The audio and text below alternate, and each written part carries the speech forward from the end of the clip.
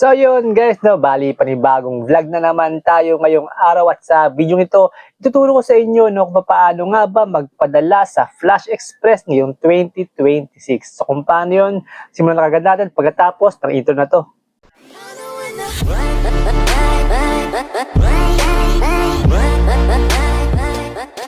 Una guys, no, ang ginawa ko bago ako magpadala sa Flash Express, yung parcel na ipapadala ko, binalot ko siya ng maayos. No? Binabble wrap ko, tapos binax ko rin para maayos yung packaging. Tapos nilagyan ko ng pangalan ng sender, tapos pangalan ni receiver. Bali, ang mangyayari, si Flash Express na lang ang maglalagay ng waybill, no? Yung sticker na dinidikit doon sa parcel. Mahalaga na merong pangalan ni sender, tapos ni receiver yung parcel para hindi malito si Flash Rider, no? Kapag lalagyan niya na ng waybill yung parcel na ipapadala mo. Kasi ang paglalagay ng waybill or ng sticker na dinidikit sa parcel, ayan, sa branch na nila ginagawa yon. Pati yung pagpapouch ng parcel, sa branch na rin yung ginagawa.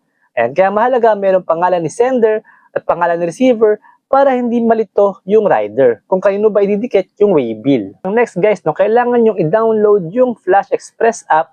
Ayan, libre lang naman yun sa Play Store. Kasi doon tayo magbubook ng pick up. Kailangan magbook tayo via Flash Express app para i-pick up yung item natin sa mismong address natin. Ngayon, yung proseso ng pag-book ng pick up via Flash Express, ganito. Ituturo ko ngayon sa inyo yung proseso. So ayun guys, no, para makapagpadala ka sa Flash Express, kailangan i-download mo yung Flash Express app, no, para ma-pick up ngayon yung parcel na ipapadala mo. Ngayon, kapag ka na-download mo na yung app, ito ngayon yung lalabas, ito yung pinaka-home ng Flash Express. Ayan, sa may part ng booking, ayan, click mo lang yan. Ayan, kapag ka magpapadala ka, booking yung i-click mo. Ayan, kapag ka na-click mo na yung booking, ito ngayon yung lalabas. Ayan, sa may part ng send parcel, click mo lang yan. Ayan, ito ngayon yung lalabas. Sa may bandang taas, yung may part na blue dyan, click mo lang yan. Ayan, bali ito ngayon yung lalabas. Sa part na to, no, dito tayo gagawa ng sender details. Ayan, click mo lang ngayon yung menu sa gilid. Ayan, tapos ito ngayon yung lalabas. Sa may part na smart input, ayan, sa may part na yan, dyan mo ilalagay ngayon yung details ni sender. Yung details na magpapadala. Ayan, yung format dapat pangalan, contact number, tapos complete address. Ganun dapat yung format. Ganun dapat yung pagkakasunod-sunod. For example, balik sample lang yung details na yan para meron kayong idea. Ang format dapat pangalan, contact number, tapos complete address. Ayan, sa part na yan, dyan mo ilalagay yung details na magpapadala, yung details ni sender. Tapos kapag ka nalagay mo na dyan yung details ni sender, click mo lang yung smart input. Ayan, kapag ka-click mo yung smart input, automatic na malalagay sa baba yung details na nilagay natin. Hindi mo na siya kailangan pang i-type ulit. Ayan.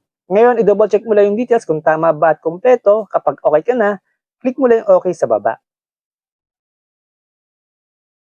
Ayan. Tapos, click mo lang ngayon yung ginawa nating sender details. Ngayon, tapos na tayo sa part ni sender. Ngayon, sa part naman tayo ni consignee. Ayan. Sa may part ng consignee information, ayan, click mo lang yan. Ayan. Ito ngayon yung lalabas. Sa part na to, dito mo ngayon ilalagay yung details ni receiver. Kung kanino mo ipapadala. Ayan. Dapat yung format, ganun din. Pangalan, contact number, tapos complete address. For example, ayan, balik sample lang yung details na yan para meron kayong idea. Yung format, pangalan muna, contact number, tapos complete address. Tapos kapag okay ka na dyan, click mo lang yung smart input. Ayan, kapag click mo yung smart input, automatic na nalagay sa baba yung details. Hindi na natin kailangan pang ulitin i-type. Ayan. Ang gawin nyo lang, i-double check nyo kung tama ba at kompleto. Kapag okay ka na dyan, click mo lang ngayon yung item, type, and wait. Ayan. Tapos, sa may part ng item type, ayan, pipili ka lang dyan kung ano ba ipapadala mo. Kung wala dyan, pwede mo i-click yung others. For example, others. Kasi ito yung papadala natin. Ayan. Click mo lang yung others. Tapos, ang next doon, sa may part ng weight, ayan, by kilogram, kung hindi mo tansyado kung gaano kabigat ipapadala mo, pwede ka naman mag-estimate. Ayan, for example, 1 kilogram. Ayan. Tapos, sa may part ng dimension per centimeter, ayan, ilalagay mo yung length times width times height.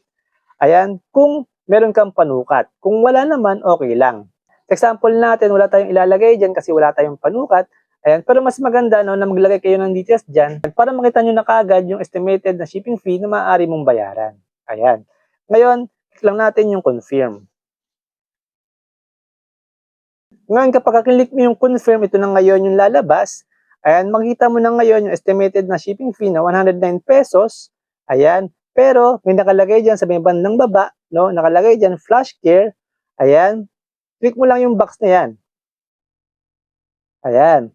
Tapos, sa may part na yan, declare value, kailangan mo ngayon maglagay ng declare value. Kung magkano ba yung halaga ng ipapadala mo. For example, 300 pesos. Ayan. After ng declare value, yung item name. Ayan. Ngayon, makita mo ngayon, no, yung flash care na fee ay 5 pesos. Every 500 pesos, merong flash care fee na 5 pesos. Ayan. Kung 1,000 yung ipapadala mo, magiging 10 pesos yan. Ayan, for example. Ayan. Kapag ka 1,000 yung declare value na ipapadala mo, magiging 10 pesos yan. Kasi every 500, merong flash care fee na 5 pesos. Pero yung amount na ipapadala natin ay toys lang naman, na amount niya is 300, kaya 300 lang yung nilagay ko. Kaya yung flash care fee ko ay 5 pesos. Ayan. Click mo lang yung confirm. Ayan. Mapapansin mo ngayon no, na yung flash care fee ma-add ngayon doon sa shipping fee, kaya yung 109 magiging 114 pesos. Hindi kasi pwedeng hindi i-click yung flash care. Kailangan i-click siya. Kasi kapag hindi mo siya click, hindi magpo-proceed sa next step yung booking natin. Ngayon kapag okay ka na dyan, click mo lang yung complete sa baba. Ayan. Tapos ito na ngayon yung lalabas. Ayan. May part ng purchase packaging. Ayan. Ito namang purchase packaging, optional lang to, no? Kung gagamit ka ng packaging ni Flash.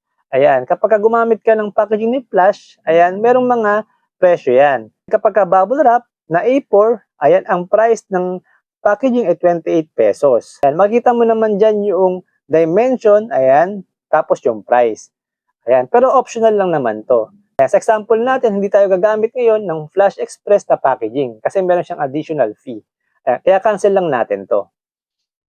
Pero depende pa rin yung sa inyo kung saan kayo komportable, kung saan ba safe yung parcel nyo kapag pinadala na. Ngayon sa may part ng remarks, ayan, click mo lang yan. Sa part ng remarks, optional lang naman to. Ayan, for example, ayan, sa may bandang baba, andyan na yung mga pwede mong ilagay na remarks. For example, contact me before arriving. Ayan, tapos click mo lang yung okay.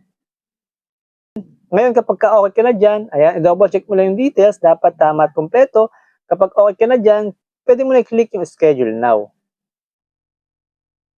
Pag kinlik mo yung schedule now, ito ngayon yung lalabas, automatic na madidetect ngayon yung location mo ng app. Ayan. Tapos click mo lang yung confirm location and submit. Tapos ito na ngayon yung lalabas, booking successful. Ibig sabihin, nakapag-book ka na ng pick up sa Flash. Hihintayin mo na lang na dumating yung Flash Rider doon sa address mo para i-pick up yung parcel. Ayan. Ganoon lang kadali mag-book ng pick up sa Flash Express. Ayan, ganoon lang kadali magpadala sa Flash Express ngayong 2026. After mo makapag-book sa Flash Express app, ayan, ng pick up, hihintayin mo na lang dumating ngayon yung rider sa mismong address mo para i-pick up yung parcel. Ngayon kapag dumating na ngayon yung rider sa mismong address mo para i-pick up yung parcel, ibibigay mo na ngayon yung parcel na ipapadala mo. Tapos yung shipping fee, pwede mo na rin bayaran kapag siningil ka ng rider. Ngayon may mga rider na hindi agad naniningil ng shipping fee kasi pagdating nila sa branch, i-check pa nila yung actual na shipping fee. Kaya ang mangyayari, minsan ina-add ka nila sa messenger para doon sabihin kung magkano ba yung actual na shipping fee. Kasi nung nagpadala ako sa Flash Express, ganun yung nangyari. Ayan, chinek muna nila sa branch yung actual shipping fee, tapos chinat ako via messenger, tapos binayaran ko yung actual shipping fee. Tapos yung status nung delivery mo, makikita mo naman yun via Flash Express. And within the day naman, makikita mo yung status. Dapat ang lalabas na sa status ay pick up. And tapos yung status ng delivery mo, makikita mo naman yun via Flash Express app. Makikita mo yun within the day. And mas maganda no, na kapag magpapapick up kayo sa rider, mas maganda na picturean nyo rin yung item na ipapadala ninyo para meron kayong copy at proof na kayo ay nagpadala sa Flash Express. So ayun guys, no, bali ganun lang kadali magpadala sa Flash Express ngayong 2026 no, kapag ka pick up. Ayan, sana nagkaroon kayo ng idea at panibagong impormasyon sa video na to. At sana supportan niyo itong vlog na to by subscribing to this channel kasi mag-upload pa ako ng mga ganitong klaseng video susunod para rin sa atin. So ganito na lang muna at ingat kayo palagi and peace out.